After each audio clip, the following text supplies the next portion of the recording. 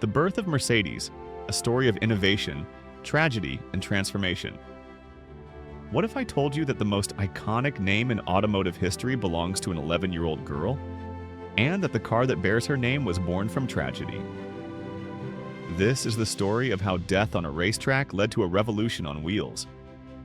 How one man's obsession, one engineer's genius, and one daughter's name changed the world forever. This is the story of the first Mercedes, the car that changed everything. Spring 1900, the French Riviera. While Europe's elite sipped champagne and strolled along pristine beaches, one man sat in his villa overlooking the Mediterranean, consumed by a singular obsession. Emil Jellinek, wealthy Austrian businessman, Austro-Hungarian consul to the French Riviera. Respectable, diplomatic, and utterly captivated by the automobile. Those noisy, dangerous machines that most of society dismissed as expensive toys for reckless men. But Jellinek saw something others didn't. He didn't see a toy. He saw the future. He saw destiny on wheels. Jellinek had been buying cars from Daimler Motorengesellschaft, a German company founded by automotive pioneers Gottlieb Daimler and Wilhelm Maybach. But he didn't just buy them, he raced them.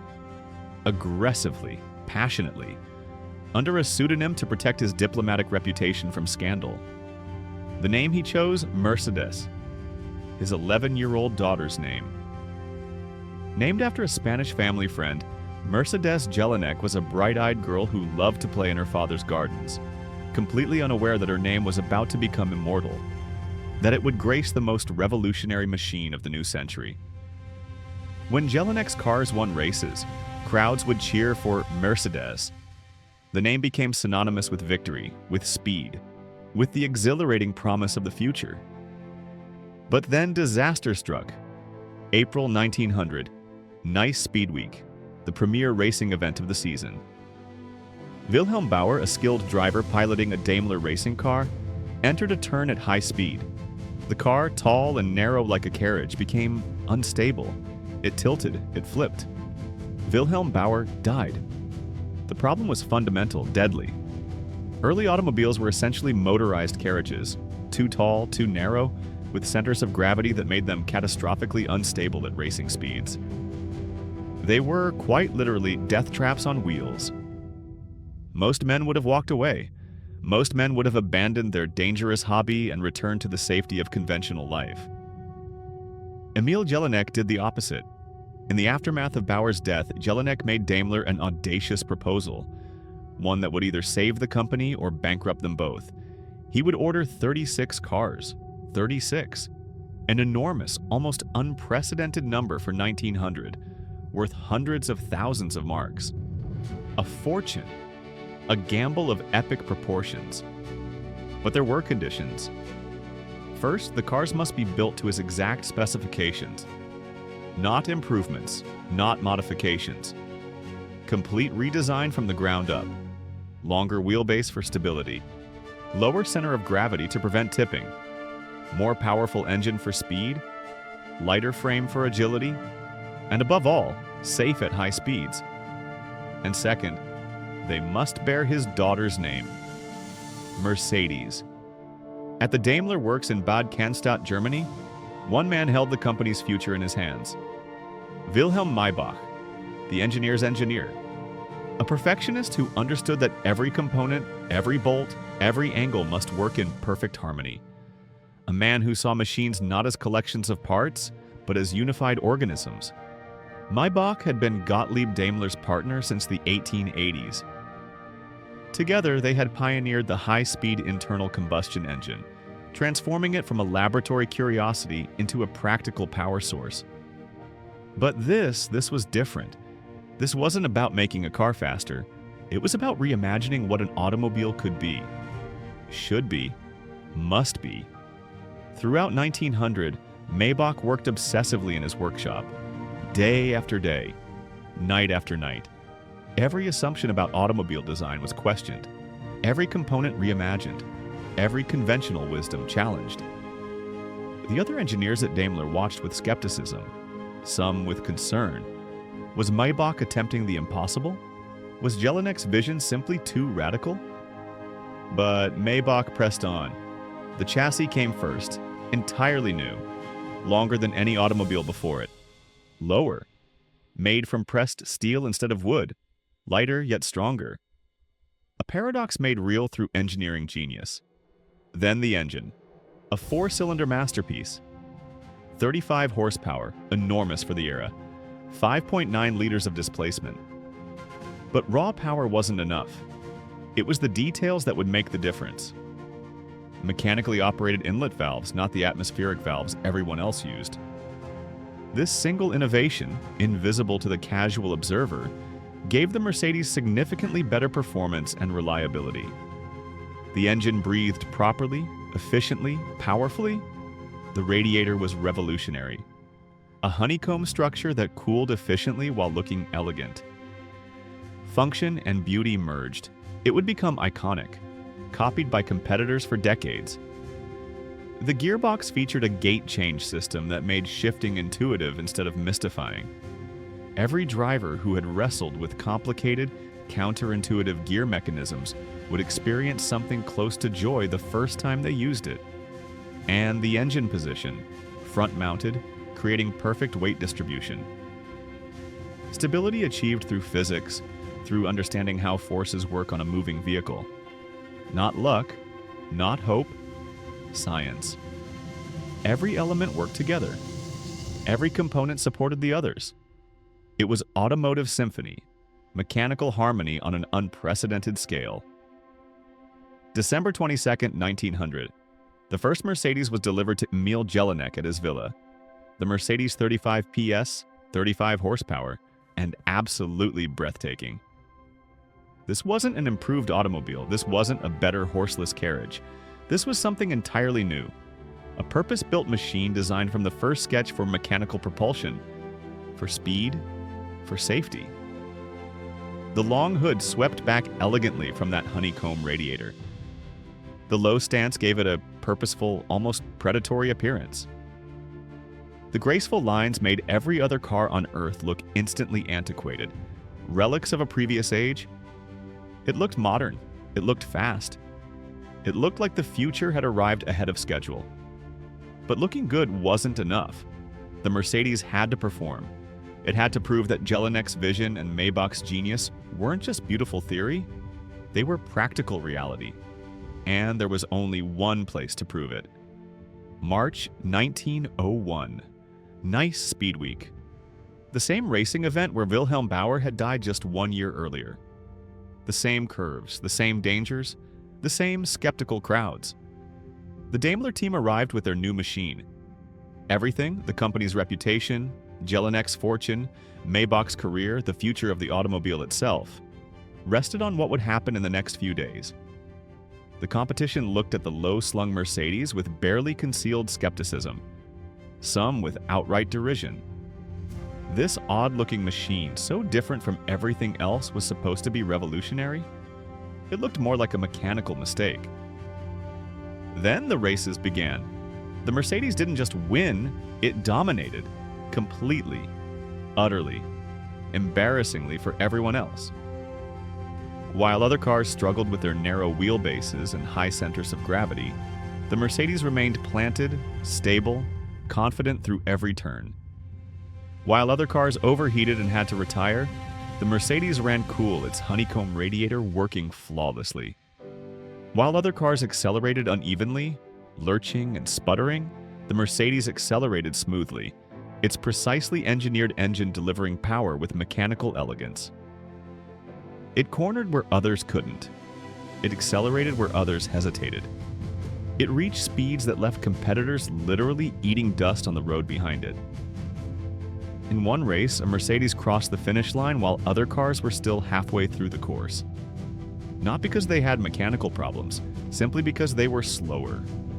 Fundamentally, comprehensively slower. Spectators were astounded. They had never seen an automobile perform like this. Many had never imagined an automobile could perform like this. Competitors were devastated.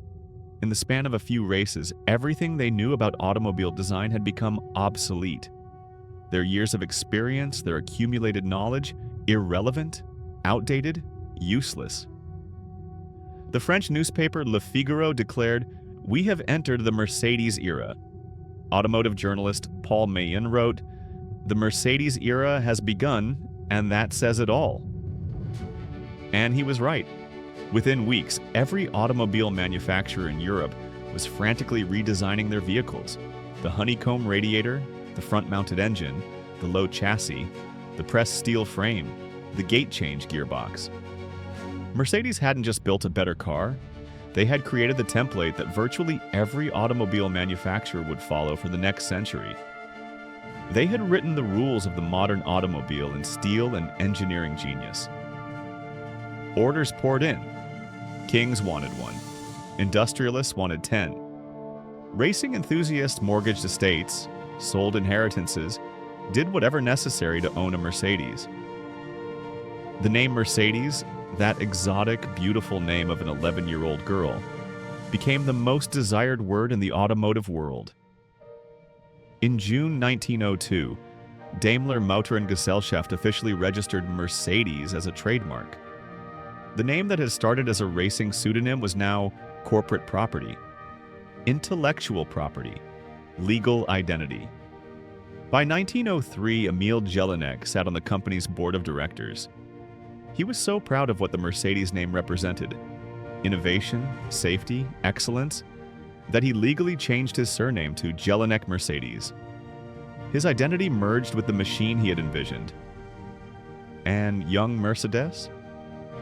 The girl whose name graced the most famous automobile in the world lived a relatively quiet life, far from the spotlight her name commanded. She married twice. She lived through both world wars, witnessing unimaginable destruction, including the devastation of the very industry that bore her name. She died in 1929 in Vienna at age 40, having watched her name evolve from a father's affectionate nickname to one of the most prestigious brands in human history. She remained in the background, the reluctant, perhaps bemused namesake of a revolution. History rarely asked her opinion. She gave few interviews. She lived her life while her name lived another. In 1926, Daimler Motor and Gesellschaft merged with Benz and Chia, the company founded by Carl Benz, who had built the first practical automobile back in 1885. The combined entity became Daimler-Benz AG. The new company adopted the Mercedes-Benz name, uniting two legacies: Carl Benz's pioneering spirit and the revolutionary design philosophy embodied by Mercedes. The three-pointed star met the laurel wreath. History merged with innovation. Today, more than 120 years later, Mercedes-Benz remains synonymous with engineering excellence, luxury, and innovation. The name Mercedes, once belonging only to a young girl in Vienna, now represents one of the most valuable brands on earth. The original Mercedes 35 PS sits in museums now, preserved under careful lighting, protected behind barriers. And remarkably, it still looks modern. That long hood, that low profile, those purposeful proportions. You can see in its lines the ancestor of every sports car and luxury sedan that followed. The DNA is unmistakable. Stand in front of it, and you're looking at the great-great-grandparent of nearly every car on the road today. Even the honeycomb grille, designed by Wilhelm Maybach in 1900, remains a Mercedes signature more than a century later. The face of Mercedes, conceived in an era of oil lamps and telegraph wires, still defines the brand in the age of electric vehicles and artificial intelligence. Before the Mercedes, automobiles were motorized carriages. The name people used, horseless carriages, revealed exactly how they were conceived. Take a carriage, remove the horse, add an engine. That was the extent of the innovation. They looked like carriages because they were carriages. The design thinking hadn't evolved. The paradigm hadn't shifted. People were trying to make old technology work with new power sources. After the Mercedes, everything changed.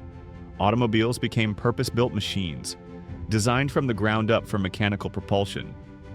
Every component created specifically for its function in a powered vehicle. No compromises. No adaptations of horse-drawn vehicles. Pure automotive thought.